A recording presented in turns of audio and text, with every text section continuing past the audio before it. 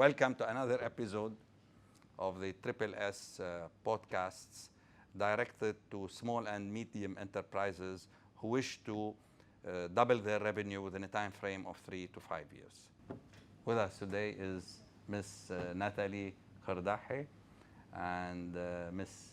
Lina Tannir and Dr. Bijan Azad.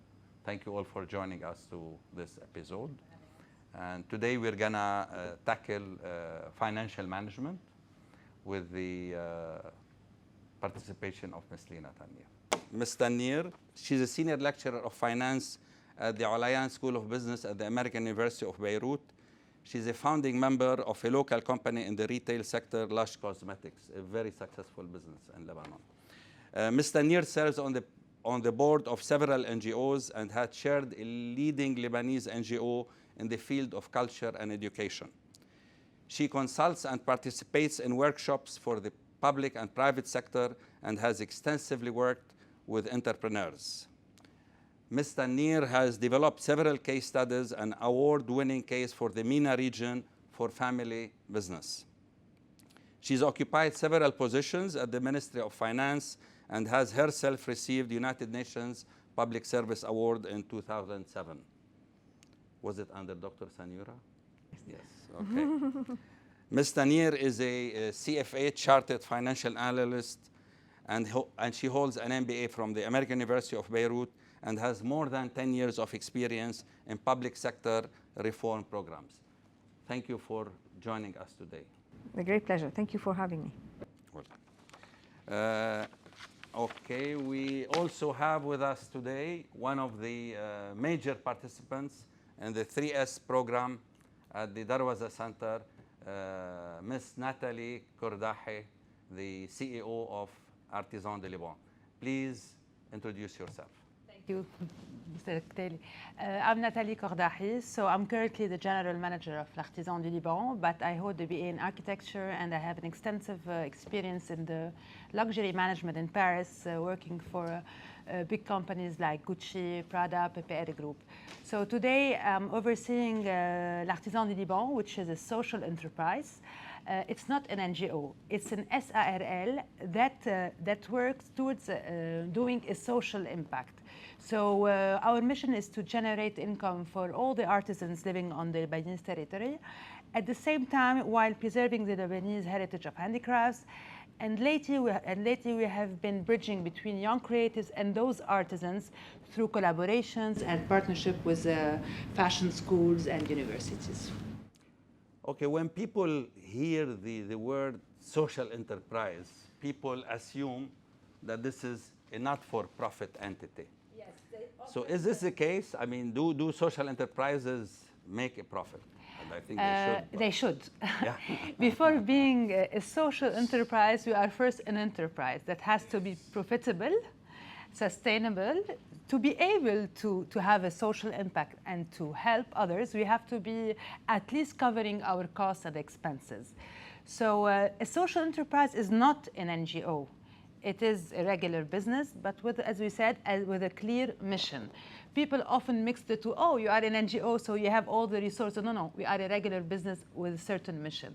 So it has to be profitable, which is not often the case. It's very challenging to be, because finding the equilibrium between social and business is very challenging, because we want to generate income, in our case for artisans. At the same time, we cannot just produce items that are not sellable or good for the business. So a social enterprise pays taxes? If they make we profits, are you pay taxes. So as any regular business, we pay taxes, TVA, social security. Even more than this, if we ever go, for example, we want to export merchandise, we take part of salon, for example, in Dubai or any other countries. If we come back, the merchandise that we didn't sell, we have to pay again taxes for this. We don't have any no privileges. Any no privilege, exactly. We are just as any other business, but we are not motivated by the gain. And if we ever do some gain or profit, we use it, we reinvest it in new projects, in new designs, or working with new artisans, or we use it for the development of our company. So it's not like a club who say the excess of income over expenses. You want to make profits. Let's ask Ms. Lina, which is more important to a business, profitability or cash flow? That's a great question, because I think what we strive to do while working together on the SSS program, as you mentioned, is to try to identify key performance indicators that these companies, as they scale up and grow beyond a certain threshold of revenue, it becomes a question of maintaining these KPIs and keeping an eye on them so that they are able to surpass what Dr. Bijan always talks about, the death valley, right? So at the point in time, a lot of companies talk about revenue. And so throughout this program, we explained that revenue can be really, it doesn't really look at what businesses should aim or strive to do. It's more about the bottom line, profits and cash. So this is what remains at the end of the day. And so we distinguish between cash flow versus EBITDA, between the cash flow statement and the income statement on the other hand, because we find that cash, especially for scale-ups and startups that are scaling, actually, cash becomes key because they often don't have access to a lot of funding, right, whenever they need it. So maintaining cash and how to use the cash that comes out of profits to grow the business becomes key. And this is what we want to, what we aim to do. This is applicable for a social enterprise, or are you talking businesses in general? In general. I believe that even social enterprises, educational institutions, health institutions, every entity that that has people working in it and that is delivering any kind of product or service has to be run like a business at the end of the day. Now, if you make profits, then essentially this cash that you make can be reinvested, as Nathalie said so well, can be reinvested to grow the enterprise. And this is exactly what we want to do. What we want is to have these companies generate enough cash so that they don't have to borrow, because we believe that borrowing at this level can be problematic, because it hides some unseen inefficiencies and problems within the management structure of the company. And so this cash actually serves as a self-financing growth, So when companies make cash, they can reinvest this cash to grow the scale of their business. And this this bigger scale then generates hopefully more cash that can be reinvested. And this is essentially how those businesses grow. I recall in one of the sessions you were explaining the difference between net revenue and net income, because people tend to confuse these two terminologies, correct? Yeah. One is the top line, and the other is the bottom. It's like, line. But it's so simple, and people don't realize that it's like balancing your checkbook, So at the beginning of the month, you get your salary. So this is your checkbook, right? And then this is your net revenue. And then you start spending from it. So you reach what's left, which is your net income. But sometimes, because the income statement has some non-cash revenues and non-cash expenses, because we follow certain accounting standards that we're not going to talk about here, that means that your net income may be different from your net cash flow. And then for these companies, cash is key. And this is why we say cash is king. It's the lifeline. It's the blood of the company. And therefore, especially nowadays, because all economies are struggling. So we see it in Lebanon in particular, yes, but around the world, we're going through, all economies are struggling. And therefore, for companies to sustain, they need their cash becomes key. And so for our company, for example, now we're stocking up towards the end of the year, where in retail, Christmas is the biggest season for us, right? And so these companies now are telling us, you know what, we can't lend you money. You have to pay ahead for all the products that you are ordering. So companies around the world are struggling, and that's why there is a bigger now emphasis on the importance of cash for the sustainability and the growth of companies. Dr. Bijan, what would be your advice to Artisans du Liban? Nathalie has been the CEO now for just over a year, and the company was not doing that great. What would be your advice to her in the first year of taking over the helm of this social enterprise? What she should focus on?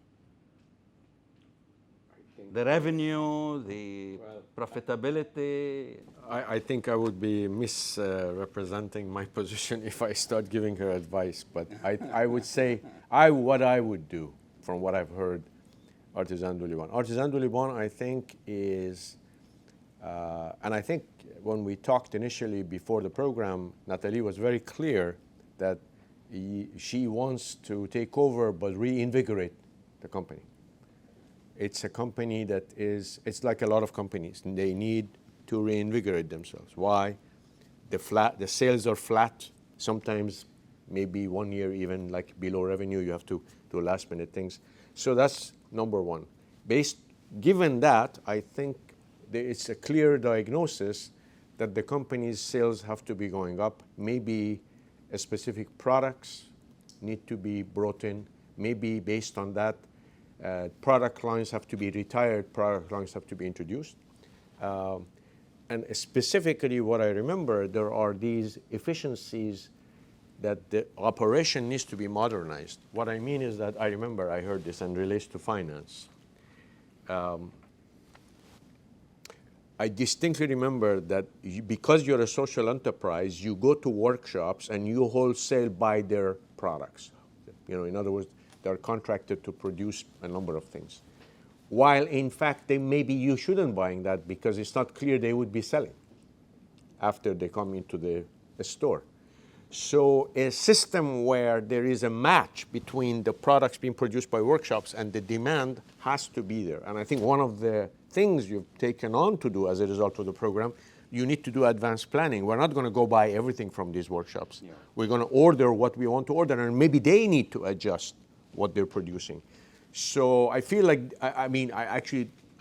this came naturally in one of the meetings, in one of the workshop, one of the mentoring sessions where we need to, first of all, our cash flow has to be managed better so that we don't have inventory sitting and more or less it's cash that cannot be, more or less inventory that balloons and cannot be sold is terrible on the accounts in any shape or form. So I feel like I think it's not so much my advice, but more or less the companies, and this is our motto, the companies start discovering the problems they have to solve and they start solving them. Our role is you catalyze this, you get them, the advice to particularly fix that problem. But there are lots of little problems like that I think the company Artisan du Liban is starting to work on. And I think these little problems are probably where the real challenge arises. So you're basically or indirectly talking about the cash conversion cycle.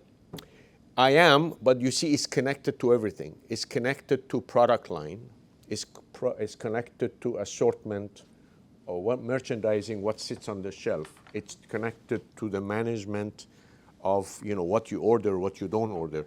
But what I'm trying to say is that it shows up in cash, and I think the way the session that Lina ran, it crystallized for them that the impact is felt there. But then at the end of the day, there is operations, there is a strategy of the company. I want to say they are interconnected. If you agree with me. Yes, indeed.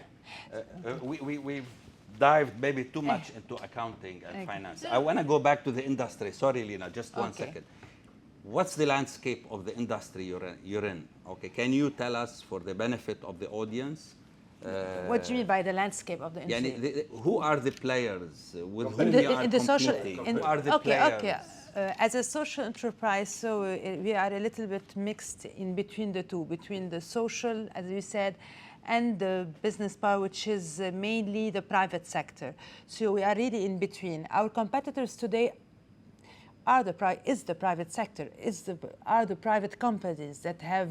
So you're not the private sector? No, because we have a mission. Our mission is not... Everybody knows this. No, our mission is not to make profit, is not to make, which is very, it's something good, but this is not our case today. So, and the private sector has more resources and does not have the same values. For example, for L'Artisan du Liban, all our products should be made in Lebanon, and all our products, I'm saying 100% of our products should be handmade, which is not the case of the private sector, and this is good for them. They're not saying the contrary. They're not claiming that they are. So all your products are handmade? And yes, they are handmade, and made in Lebanon, which is very challenging for us because despite all the problems, the economic, the labor is still very expensive in Lebanon comparing to China, to India, to Morocco, to Turkey. Those countries have cheap labor and they are doing amazing, beautiful things too, very, very nice, so that are very appealing and useful to the clients. So we're not neglecting this. But today we are supporting artisans in Lebanon. So even if we cannot, there's a threshold, we cannot lower the price less than this. So and you're not really pricing at the high level. So our profit margin is very, very, very small. Wow. So for us to be sustainable, it's really very challenging for us. And we don't have the, if you say, a legal status as a social enterprise in Lebanon. So we don't have any advantages from the government structure or the country or any help in this. So yes, it is challenging, but it is doable. So. Everything is possible. So I want to go back to the cash conversion cycle, which I think Ms. Lina can elaborate about for the benefit of I think in their case there is a trade-off between delivering a mission and staying up to that mission and running and sustainability. So business purpose versus vision of the institution. So in the sense, going back to the inventory, so we are used to taking products from these artisans. We have to keep on because this is our mission, etc. But at the end of the day, if the company does not make profits, then the whole company will suffer, and therefore eventually those artisans will be left out of business. So essentially, it's kind of that feedback loop that has to be understood by the I think the board, the management team, where if if too much cash is stuck in this cycle, which is the cash conversion cycle, I think for those who don't know, maybe shed some light here, in the sense that you have cash, you buy inventory, you produce products, you sell them, and then you maybe sell them on credit, and then you collect it back again, right? So how long is this dollar stuck in this loop? And therefore, what you want is this loop to be as short as possible in terms of days, because the shorter, then the faster I will realize the profit, which will be reinvested in the business in an ever shorter cycle, which will generate even more profits and therefore more growth, right? And so if I don't do that because, I have to support these artisans, then the potential loss of profit will make Artisan du Liban or any other company for that matter shrink, because they're making more losses or they're not growing, etc. And so those artisans will be eventually hurt at the end of the day. Do you pay them in advance, Nathalie? Yes. You do? This is also one of our so core there is values. Like a monthly retainer? It depends. We have different formulas, different kinds of artisans. There are the artisans, the tailor, for example. We give them the raw material, we give them whatever they need. We pay them wages at the end of their work. You pay them wages? Yes, wages. For example, someone who works the copper, we have to at least pay half of his what he's asking for, because he has to buy the raw material. He has to also pay his employees, because it's SMEs usually, that people that work with the copper. So it depends on the artisan and the kind of work that is asked. I suppose your competitors don't have the same problem of paying these artisans in advance. No, because our competitors probably have a small portion that's working with artisans, and another is just importing nice products from abroad, cheaper, or even you can also order someone, for example, you can order, you had our companies in China who can do for you like Lebanese artisanal also pieces. It's totally doable. Wow. But it would be made in China, which is okay. Handmade? Yes, even handmade sometimes. Wow. The capacities of such countries is huge. There has nothing compared to our case. Yes. What really, I'd say, pushed you to participate in the SSS program at the Darwaza Center? And what were your expectations? And how do you compare with reality? So combine them all together. At first, it was a great timing for us. I was just taking over the company as the new GM, so I needed all the the help and support. And AUB contacted us. Dr. Bijan explained a little bit about the SSS program.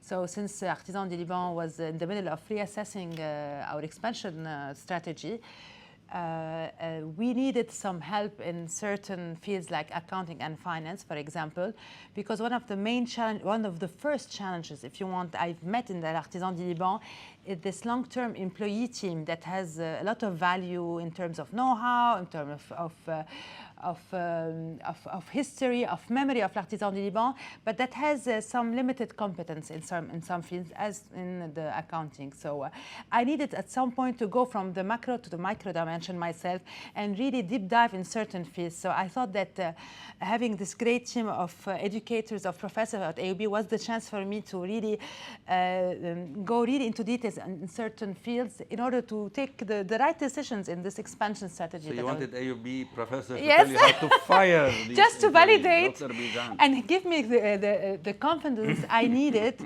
in order to do this change, because I was also given this responsibility of reinventing L'Artisan du Liban, of doing some small changes while keeping this identity. So it's a big responsibility to take this step after 45 years. So somehow, even for a general manager, I needed some kind of support, some kind of validation that I was doing the right step, I was taking the right steps, or doing the right things. So, and one of the first priorities I felt the need was in the financial management. So thank you, Ms. Lina. Yeah. Basically, not and this is one of the today. first things we could put into action, and it gave results really, really quickly. Can you tell us? Yes, I would like to know. Yeah. I mean, Ask me. I think she took over an institution that had some cash issues, I would say. Yes, and this cash is flow issues. exactly. So, well, I remember, can I say? So I remember when we're discussing change management, and the first mini case was about how do you take over a company that's bleeding cash, and then you start fixing things while not making sure things don't fall apart. And I remember very distinctly, you kind of said, yes. the house? The house. That's what we want to do. Those are a lot of things that I identify, because it also in a way legitimizes what you're trying to do, because other people are similarly doing that. So some things that are long-term may be good, but short-term they don't work. You have to actually go against the grain and start, more or less save money, but not in a way that more or less cuts into the business. So I think willingness, I have to say also the willingness of the companies, and particularly Artisan du Liban, I think also it's an institution by itself anyway. I feel like I met my wife through wearing a jacket that was admiring. It was Artisan du Liban. That was 38 years ago. So obviously, you can tell how old I am. But I think really it speaks to the fact that you need to be ready, and I think Artisan du Liban was ready, but also I do think that we offer very highly curated, relevant, actionable knowledge that it can be implemented fairly easily, but also working with the mentors to highlight them. And I think hands down, Artisan du Liban has been very active in this process. We are very happy to be partnering. I can add here that to what Dr. Bijan is saying is that the tools that we have, I think, and you can correct me if I'm wrong, the tools that we have provided are those essentially tools that are kind of available. So we led you through, we say key performance indicators. It sounds like a fancy word, but it's essentially those are simple tools that come out from your income statement and the balance sheet and the cash flow statement that every business has. It's not like we're trying to tell you to use rocket science. Yeah, exactly, it's not rocket science. It's things that are simple. However, sometimes we don't know they existed. We don't know that if we put this and this together, oh, that's a beautiful tool that I can use to improve things. What do you think? I totally agree. It's true that we already had the tools, but we had to work a little bit and be sure that we had a problem of data entry more than tools in L'Artisan du Liban. We had the P&L, we have an income statement, but when we really just focused on the numbers and the data were in a way not very accurate, let's say. So we took a step back and we did an assessment of our situation. So it's not only what we are going to do, but where we are today. So this was very important for us to assess where we are in order to decide what to do financially. And really my main focus, my main priority was to stabilize the company for the 6 first months before thinking about any kind of development. Because strategies we had, business plan, we've written lots of business plans, we have a lot of ideas. My team is very experienced, they have the ideas, but we don't have the budget because we don't have the cash, and we don't know really where we are right now because we were very focused on the social. Some business was very social. So today, step back, business-wise, where we are today, what can we do? Because the ideas are here, but really we need to have it. And as I said with Mr. Bijan, when we first met, for the online talk, we spoke maybe because it's my background as an architect, but this company that is 45 years old, they've built foundations for a house. A very beautiful house has been built. Then when we decided to expand, into a building, but this foundation doesn't stand the building. So we are taking a step back, we are shrinking, reinforcing, my architects are, then expanding. Because if you want to scale up, if you don't have the right finances, if you don't have the right management team, if you don't have the right operation, production, logistic, if it's not solid enough, you will crash. It won't be. So therefore, scaling up is not for every business. It is not. There's a time for scaling up. Yeah. This is why stabilizing the company, having the right team, the right people, having the right structure, the operating structure, the production. This is what we have been doing for the last 6 months with the help of the SSS Program and all the professors. We have been doing this, and we are very proud to say that we are successful. Yesterday, I finally had the cash flow statement. 6 months. We are positive for the first time in more than 10 years. We are positive in the cash flow. P&L not there yet, but we come a long way. We've made a lot of progress, and all of this was really, as Mrs. Lina Tannir said, sometimes it's only common sense. Cash is king. It's true. How do you get cash? Okay, you reduce the expenses. Okay, fixed charges are fixed and they're higher this year.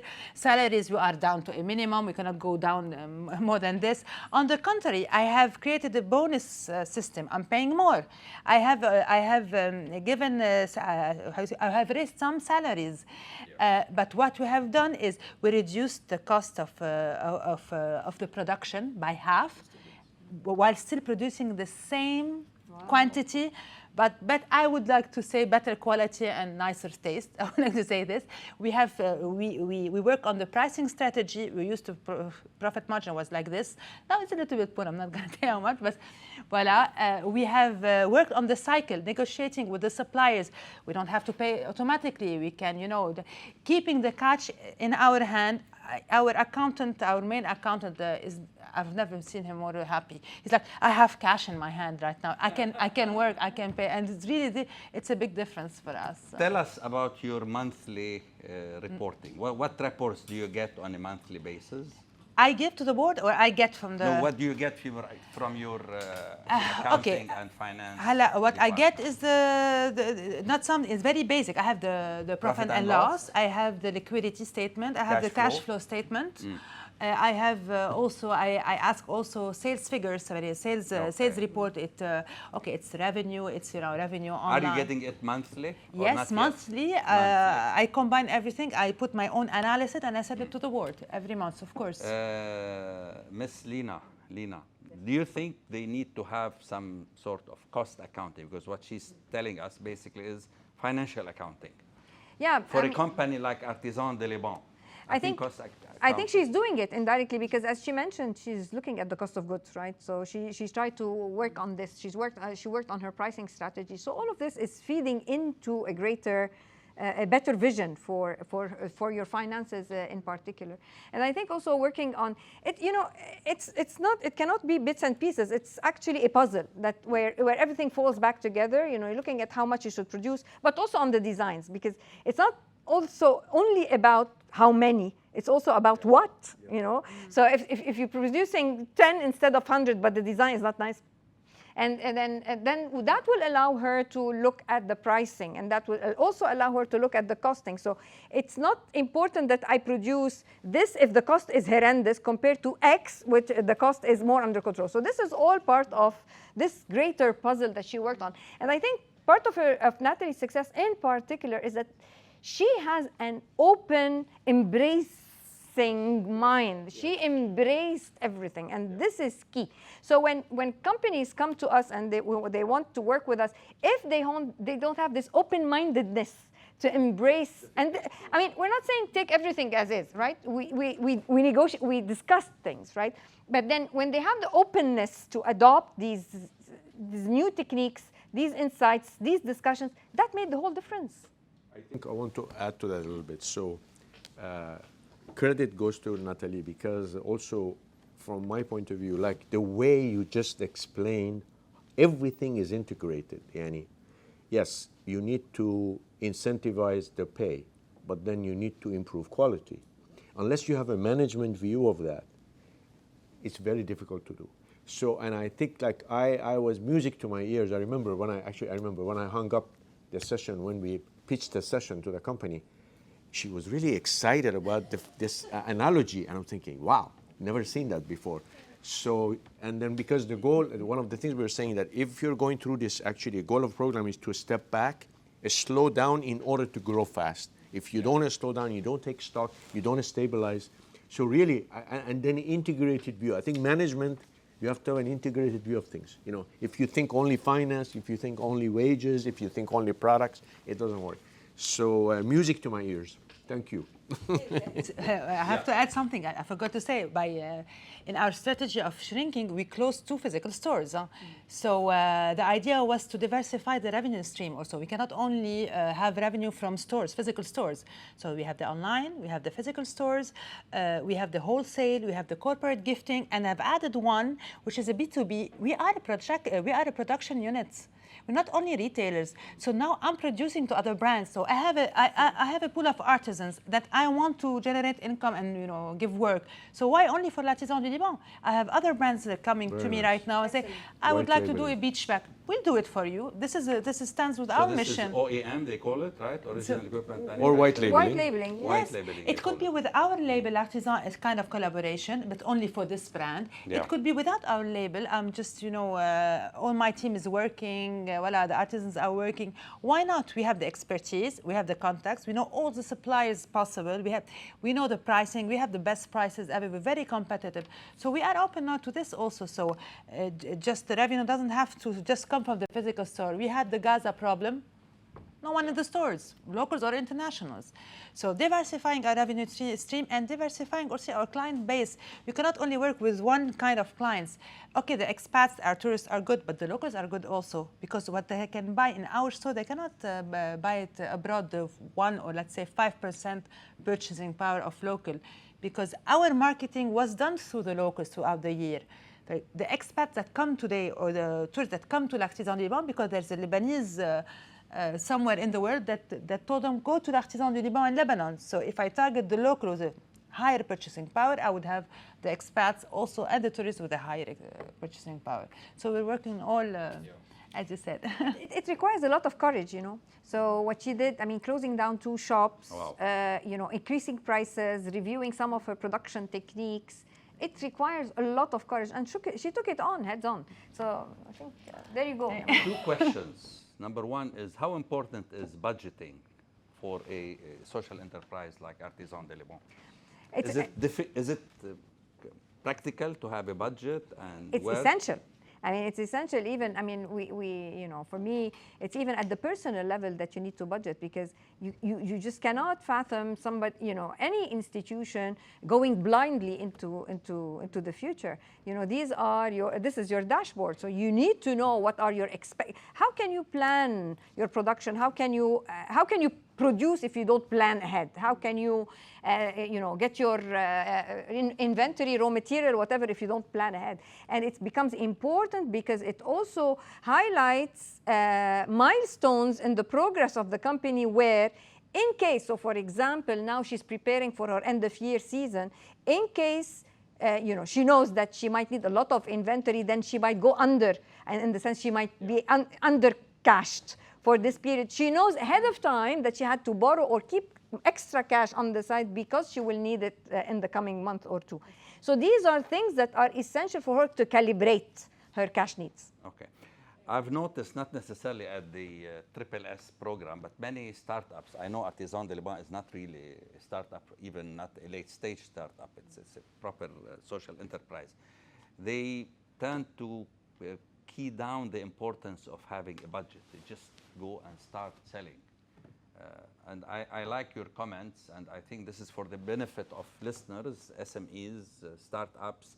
Budgeting is extremely important. If you don't have a compass, it will be extremely difficult to reach success at the end of the year. Yes, Nathalie. Because, of course, we have, as Mrs. Lina Tannir said, we have a budget, especially for the production units. We have a budget for the raw material, for the final product purchases, for the wages, we have a budget for all, and it's adaptable. It depends on the season. The season of the production is not the same as the season for the sales, so we prepare ahead. So we have a budget for the expenses. We have a forecast for the expenses because, as you know, in Lebanon, they changed the social security taxes. You have forecasts, then you adapt on the expenses.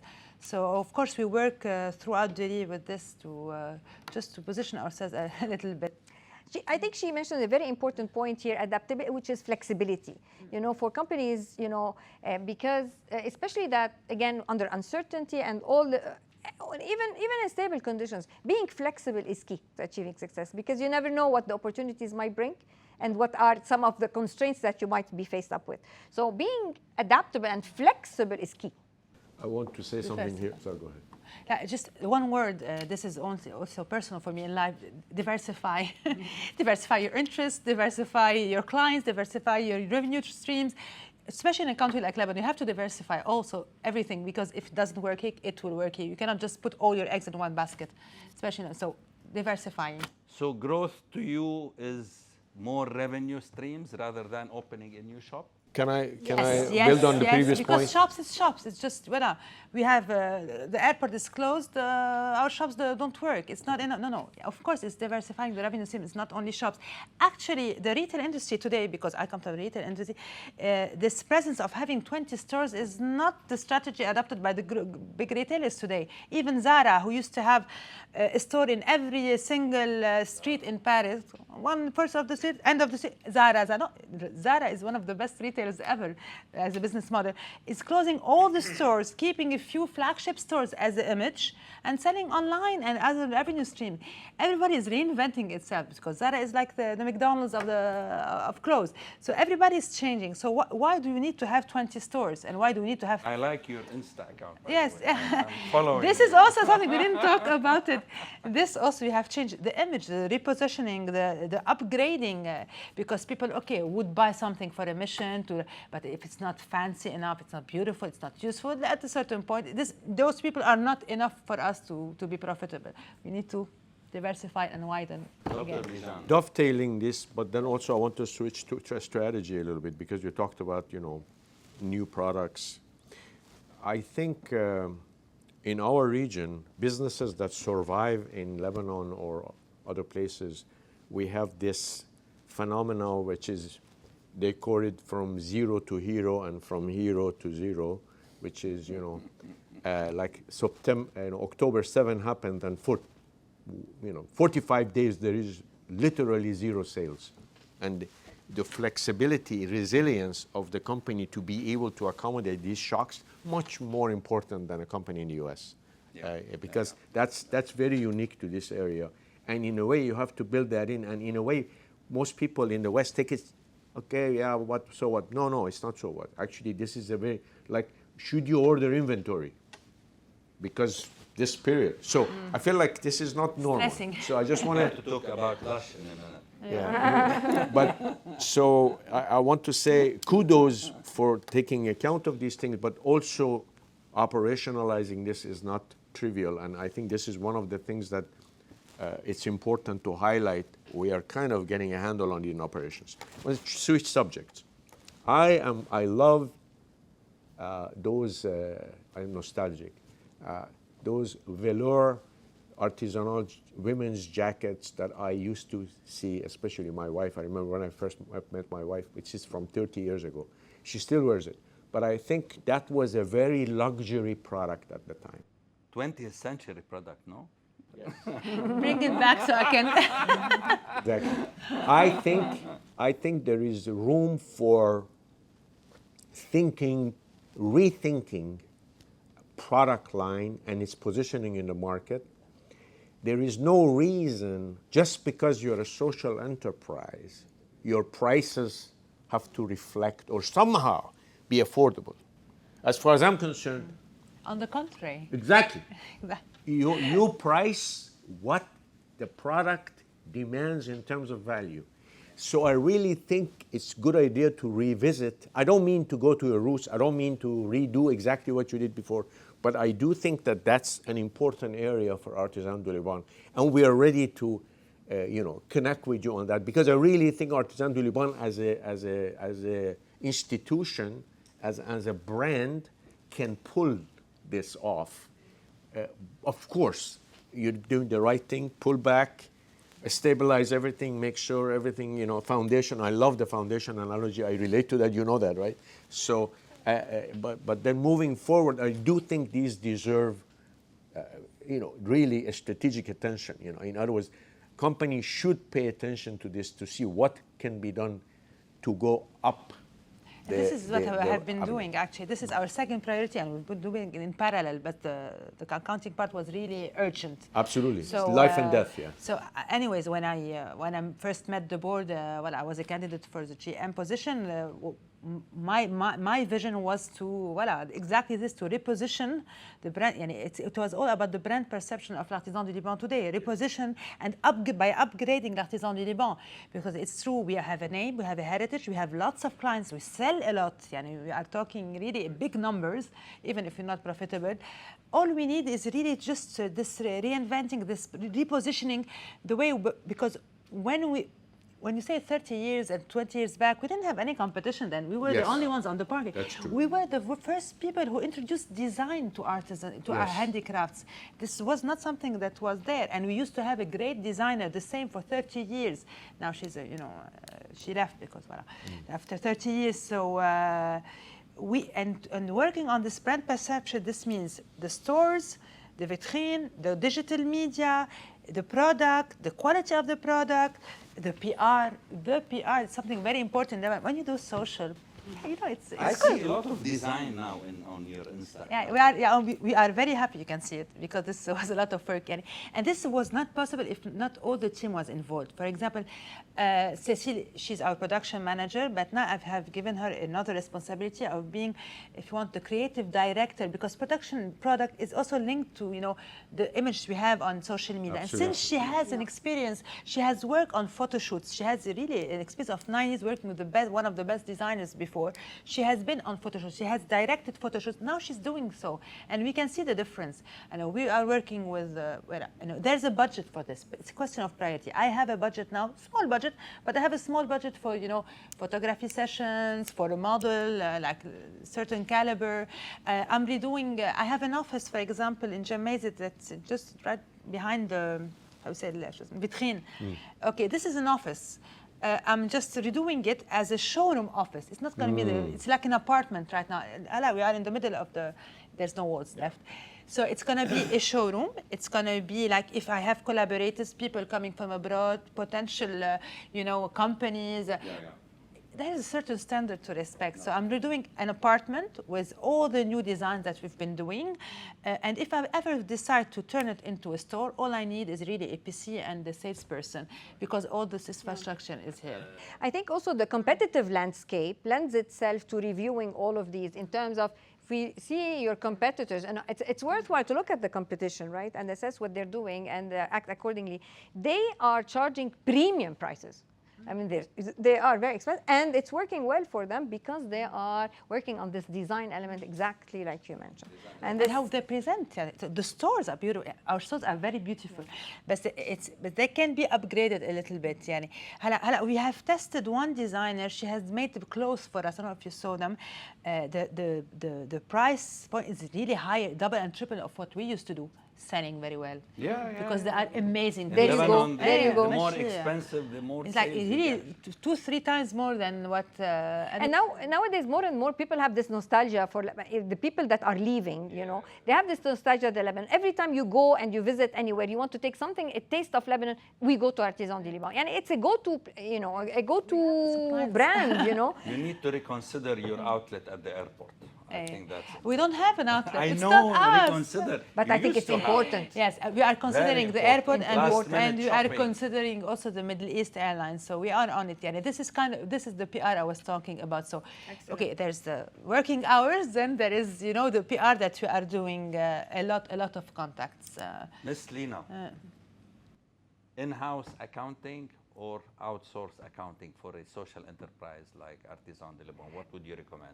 I think it depends on size. I think in their case, the size commands in-house because the proliferation of production. So they have a production element, they have a retail element, and now they're having collaborations. They have online in store. So it's too diverse for it to be outsourced in my mind. But then it also goes down to how many, I mean, they have the experience, how many hours, and you just budget it and see which one is more expensive or less expensive, and you go accordingly. So for us, for example, we have a part-time accountant. We don't need more, right? Because we supplement it in-house with some time on our hand. But then for you have to see, how much time does the accountant spend on your reports? It, again, depends on the board, the reporting requirements, all of that. So it becomes a trade-off, kind of. And there's the reporting of the social impact also. We every month we do not only the sales, we have been talking about the business part, but we have also the social impact template that we prepare. And we have a lot of reporting on the social part also. How many artisans, what are the wages, how the income of each artisan, the number, the new artisan, the old artisan, new names, old names, what did they work on, the age bracket, male, female. We have a very, very, very detailed template about concerning the social impact, which region in Lebanon, what is the technique. This is very important for us. This is I want to go back to the SSS program, correct, as we call it. Personal growth after several months at the SSS program. What's your advice to other SMEs vis-a-vis this program, and do you think? I think it's a very, very, very useful program. If any company can afford to send their just top-notch managers to this program and they can afford it, they should do it because it's a very good investment. Not only it's about the know-how, or it's the networking, the people that you met. For example, when Miss Lina Tannir tells networking, you mean? Yes, networking, yes. So the professor, Lina Tannir, she shared her own experience with her own business, other companies with us. Also, we shared another company with us, Bogra, for example. We talked about fabric, the supply, networking is very important. We give advices, shared past experiences, and it gives self-confidence. We all pass by, especially in this situation in Lebanon, we have ups and downs. Being together like this kind of cluster, it gives self-confidence, it gives validation, it gives motivation, because sometimes when you are on the top of the hierarchy, you are a little bit alone. So you find yourself alone. So it's good to have people around and to exchange all of this. So thank you. I don't know if you felt it, but I think you see also that all the participants kind of share the same concerns, the same stories, the same challenges. And so it becomes exactly like Nathalie said, I'm less alone. Yes. So because I learn too, as a professor, I learn from them as well, because we also exchange ideas. We learn something new every day. So even as professors, it's not in the program where it's a top-down approach where you're lecturing, you're giving, you're dictating. It's not that at all. It's kind of a participative approach, What I noticed is the choice of the word validation. Nathalie had a plan. She knew what she was doing, Okay. Yes. So I hope you're getting a market price salary. She knew, but she wanted validation. Yes. And I think believe this in this program system, excels in this. How many modules we've done at Triple S? 13. Yeah. It was Other great. than finance and accounting, Which is the top of the top. One of I mean, everything boils down to accounting and finance. Can you imagine yourself doing a marketing campaign or buying products or This even is the foundation without of the building. This is the foundation of the building. If you don't have good finances, all Absolutely. your ideas go to waste. There you go. I'm an architect, and I'm also a creator. So architect is being really about numbers and being creative at the same time. This is why Artisan du Liban is good for me too. So I can be creative, but I have to have solid foundations at the same time. I think they're lucky to have her. Anyway, I am lucky to be back in Lebanon because I've been abroad for a long time. And to be back and a few months later, all the problems began was not easy. So working for L'Artisan du Liban made it, it was really a job. It was a job with a purpose. Yeah, you want to help your country. How can you? Yeah. While learning so much, also, it's. So you will join me in thanking Ms. Lina Tannir for her excellent insights. Yes. Actually, it's The to me to finance thank and her. accounting. It's for me to thank her because it's done. I also got validation as well. Cash is king. Cash is king. This is really cash is king. Yeah. Cash conversion cycle is extremely important. Any other ratio, Ms. Lina? I mean, we looked at the growth rate is important. We looked at profits. We also looked at, the team that you can afford. So we worked actually down up to determine what kind of salaries you can afford, how much you can afford to pay a team. So that becomes important. Having your revenue, knowing that it should be at least, your bottom line should be at least X, then in between, this is it. There you go. I think something specific I want to say about this, because Lina developed this curriculum from the ground up specifically for this type of companies, because a lot of it is really you need to use the finance and accounting to manage the company. You mean for late stage startups? It's SMEs, but really curating of this, because you can take a course in finance and accounting. It's not the same. Like self-financing growth rate, and then also figuring out from bottom up what are the affordable salaries. These are all things that most of the companies struggle with. So you want to be also clear that I feel like this is where I think Lina also has her finger on the pulse, and I think that was very useful. And of course, by the way, I'm very happy with the participation of the companies, and particularly I think Artisan du Liban really grabbed quickly and then ran with it. Very happy. We were really lucky. I was also lucky because I was just at the beginning, so it couldn't be at the right time. It's perfect. This is when you are positive things happen to you. Dr. Bijan called us. Really, I really think about it. Before closing, I want to hear it from Ms. Nathalie. This Triple S program is about doubling your revenue within a time frame of 3 to 5 years. Yes. So when are you going to do it? Okay. End of 2024, we should be like on a positive bilan. We shouldn't be losing any money, and I think in 2 years it's totally possible, because you know why? Because so many basic things haven't been done. So if you only have to do it and do more, and it's not like it's a company that everything has been done, like the companies I've worked for, like Prada, for example, everything has been done. What can you do more? It's really challenging. Here, there's so many things left to do. So I'm not saying it's easy, but it's very clear for us what to do. Plus what... Best of luck and success. Yes, I hope. Nathalie, you will make it. Thank you so much. Thank you so much for having us. Thank you, joining us today and sharing your insights into this program. Dr. Bijan, it's always a pleasure to have you. Thank you. Thank you, listeners. And until we meet again with another episode of our podcast, wish you best of luck and success.